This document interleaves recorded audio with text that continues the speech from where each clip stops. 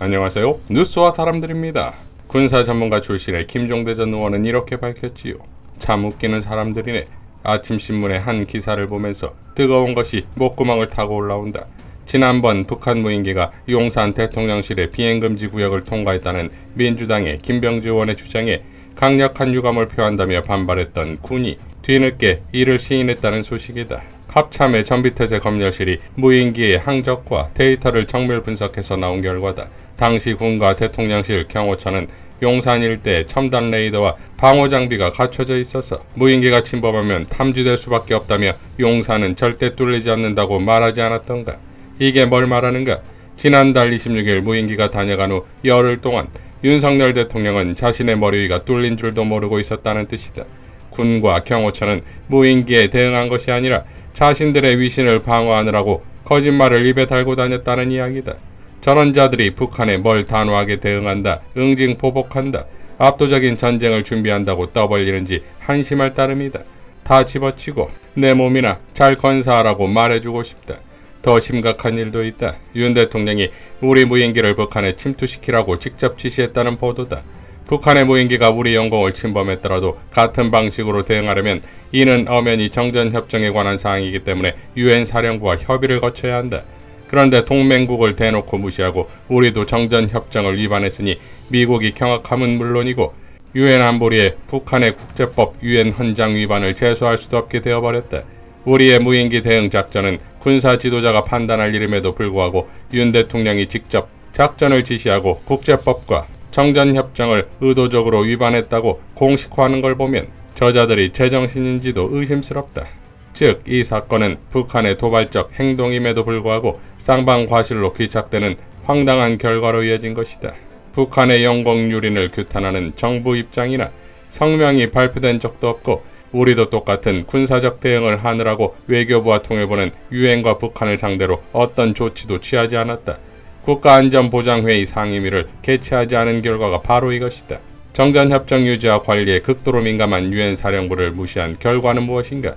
최근 필립 골드버그 주한 미국 대사가 긴급히 본국에 호출되어 갔다는 소식도 들린다. 그 배경이 궁금하기는 하지만 아마도 미국은 윤석열 대통령을 대놓고 자신들을 무시하는 데 큰 충격을 받은 것 같다. 대한민국이 압도적이고 우월적인 전쟁을 외치는 충동적인 지도자와 함께 유엔의 권위를 무시하는 듯한 행보를 보인데 적잖이 당황스러운 거다. 대한민국을 위험국가로 보는 것 아닌지 의문스럽다.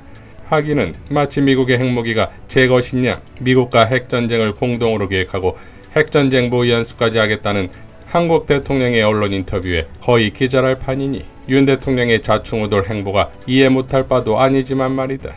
웃기는 대통령과 웃기는 군이다. 어디까지 더 삽질을 할지 지켜볼 일이다. 라고 밝혔습니다.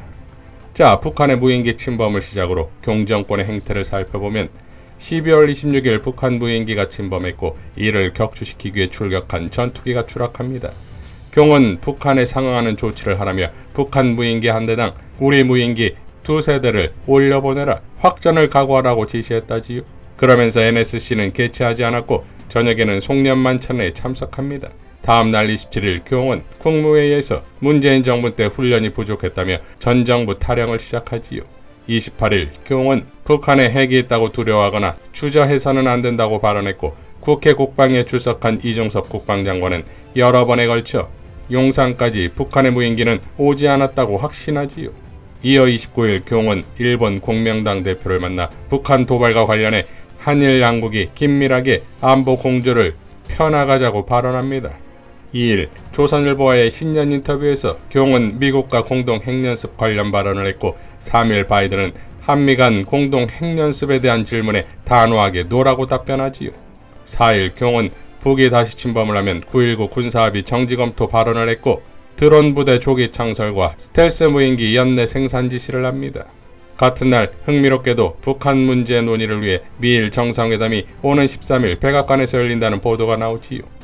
이어 5일 북한 무인기가 용산의 상공을 비행한 것으로 합참이 실토했고 이어 국회 정보위에서 국정원은 대통령실이 촬영되었을 가능성을 언급했습니다. 자, 이것이 북한 무인기 출현 이후 열흘간의 경정권의 안보 무지와 국방 무지쇼의 얼개다 이거지요. 즉 가장 낮은 단계의 무기와 최고 단계의 무기를 상대하는 경정권의 수준을 이 짧은 며칠 만에 다 보여준 것이고 결과는 절망 그 자체지요. 더욱 심각한 것은 이 한반도 문제를 미일 정상이 백악관에서 논의한다는 점이고, 이는 바이든의 철저한 경패싱이자 일본 하부 구조로서의 대한민국을 명확히 한 거 아니겠습니까? 김종대 의원이 지적한 주미대사 호출만 보더라도 바이든의 고민은 김정은보다 오히려 경일 가능성이 더 크겠지요. 북동중앙아시아연대 공관의장은 다음과 같이 밝혔습니다. 일본이 북한을 공격할 때 한국의 허가는 필요하지 않다. 일본 방위성 관계자. 충격적이다. 드디어 일본이 스스로 전쟁을 할 수 있는 국가가 되었다. 지난해 2022년 12월 16일 일본 3대 안보문서 개정을 결정함으로 가능해졌다.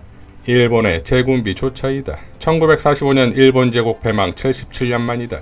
유사시 적기지를 공격할 수 있게 되었다. 일본 평화헌법 9조의 전수방어 개념은 사실상 형해와 폐기되었다. 독도를 일본의 영유권으로 확실히 했다. 국방비를 향후 5년간 지금의 2배로 증액했다. 미국의 백악관과 국무부, 의회가 즉각적으로 환영하고 나섰다. 전수방어의 평화헌법을 만들어줄 때는 언제고 이제는 일본을 동북아에서 날쌘 군마로 만들고자 한다. 중국에 대한 지정학적 전략으로 일본을 적극 활용하겠다는 것이 미국의 본심이다. 이에 가장 피해를 보는 이웃 나라는 한반도이다. 일본이 갖는 교지로 북한과 남한을 전쟁의 와중으로 끌고 갈 수 있게 되었다. 그 전쟁의 시나리오는 일본과 북한과의 전쟁에서 남한이 자동 개입하게 되는 것, 일본의 장난으로 남북한이 다시 전쟁이 발발하게 되는 것, 독도 영유권을 두고 일본이 점령을 강행할 때 일본이 중국을 자극해 대만 침공을 감행할 때의 여러가지 시나리오, 일본이 북방 영토 수복 명분으로 러시아와 사할린에서 전쟁을 할 때 한국의 개입 문제 등 다양한 전쟁과 위기 상황의 시나리오가 늘어났다.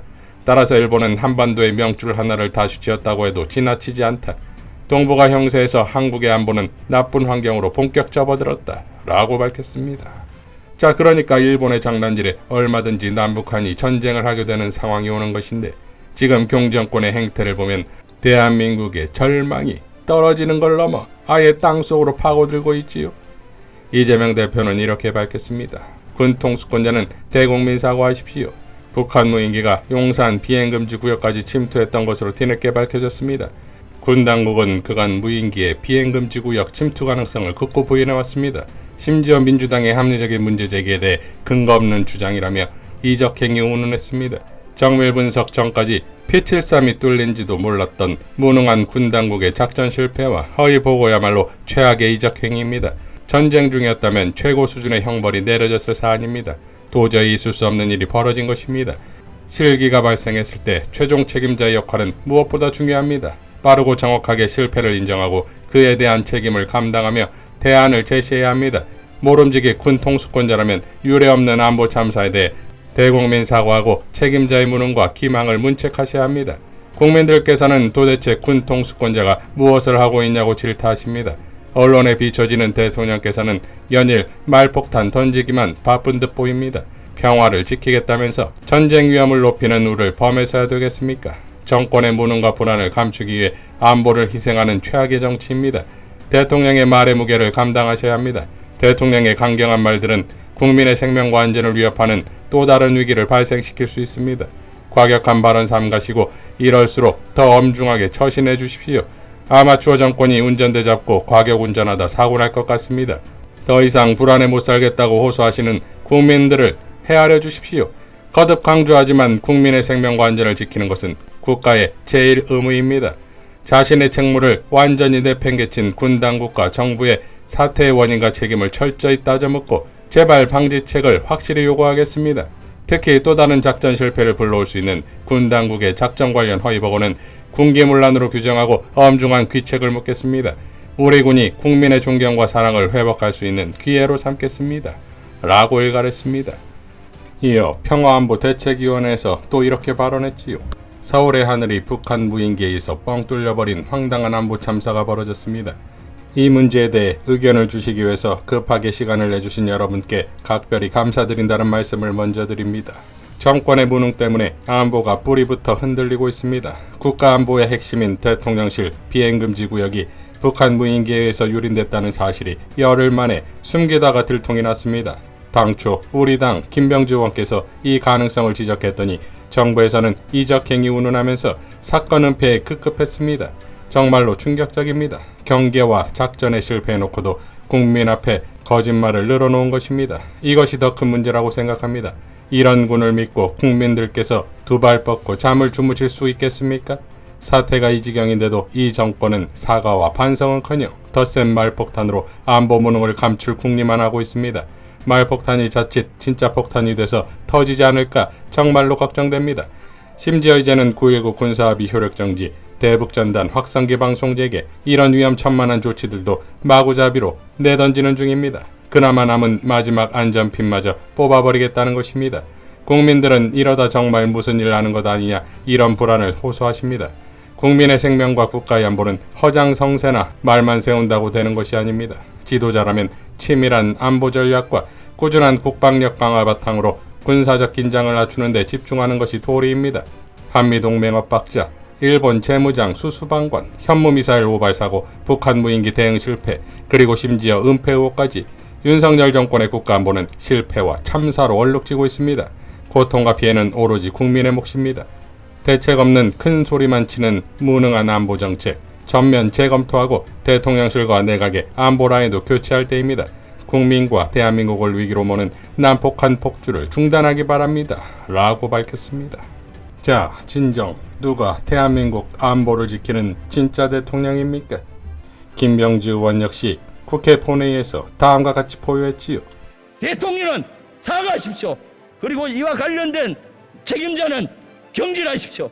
그리고 국정감사를 통해서 이 모든 것을 명명백백히 밝혀야 합니다. 그래서 우리 국민들이 생업에 마음껏 종사하고 마음 놓고 행복하게 살 수 있는 나라를 만들어야 되지 않겠습니까?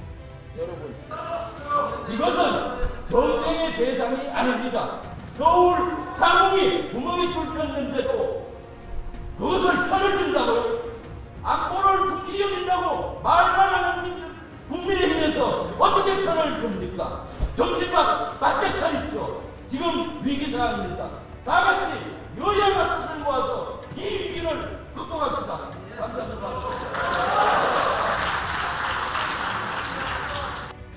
자, 지난 26일 북한의 무인기가 용산 비행금지 구역을 침범하여 비행하고 있을 때 대통령실은 이렇게 밝혔지요. 안보실장 중심으로 실시간 대응 중이고 NSC를 열 상황이 아니었다. 검독수리가 웃고 갈 용화대입니다.